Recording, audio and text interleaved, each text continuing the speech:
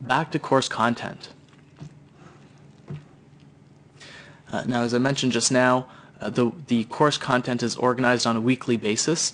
So every week the students log in and they can see before even going into the folder, what do they need to do before coming to class? What are they supposed to do, or what are we going to be doing in class? And then what is the follow-up content that they need to take care of? So are there any upcoming assignments due? Are there any follow-up activities that they need to finish if they didn't complete in the lab, and so on.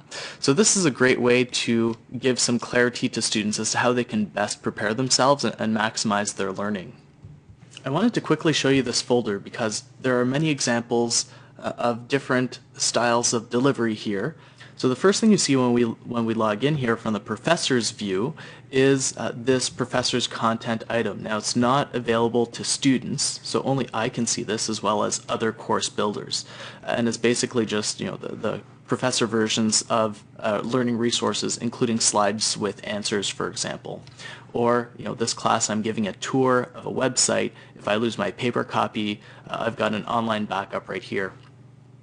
I also include prompts for myself where for the Socrative part of the lecture I can click on the teacher link over here to get to Socrative. I've got reminders as to the types of questions I want to ask the students once I log in, and there's some prompts for me as well here in terms of things I need to go through with the class. So this is basically sort of a brief version of a lesson plan and reminders for what I need to cover. Then the next thing you see, which the students can see, is the weekly objectives from the course syllabus.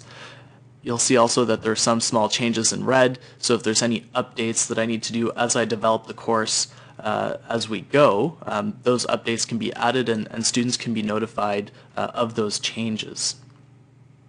Then there are learning resources, so these are all documents that the students can download. Here we have an example of a homebrew handout which deals with this week's topic, so I just put this together for the students to summarize with some screenshots and brief explanations of the content that we cover in class. So that's something that they can have on hand and they can use to complete assessments and so on. There's also the slide deck without any answers. Then there's some examples here of links to course content. So in this case, one of the outcomes for the course is for students to document the research. So a good example of a new tool that students can use to do this is Lexbox. And Lexbox is great because it's a way to save bookmarks and documents on the cloud with a lot of these free services that don't offer that functionality natively. A lot of commercial online databases do, but the free ones tend not to. Lexbox is a great free tool that integrates with those free websites.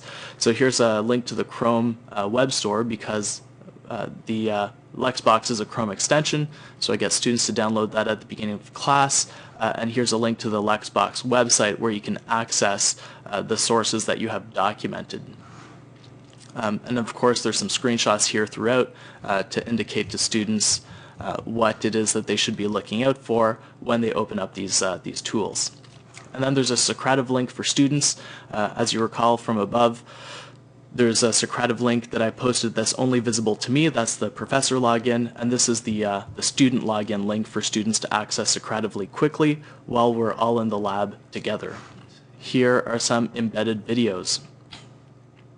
As you no doubt have gathered, I'm big on embedding videos mainly because they add a good visual, and my impression is that they reduce the barrier between the learners and actually watching the video. There's one less step that the learner has to take or the student has to take in order to watch it. So this is actually just a YouTube video that's embedded, but the video up here, this is actually a CBC video, and CBC doesn't allow embedding. So what I've done is I've taken a screenshot of the thumbnail image and I've put it in Blackboard and I've embedded a link to the video within that image. So if the students click on this thinking it's embedded, it's a little bit of a trick here. I'm being sly, and then the video shows right there.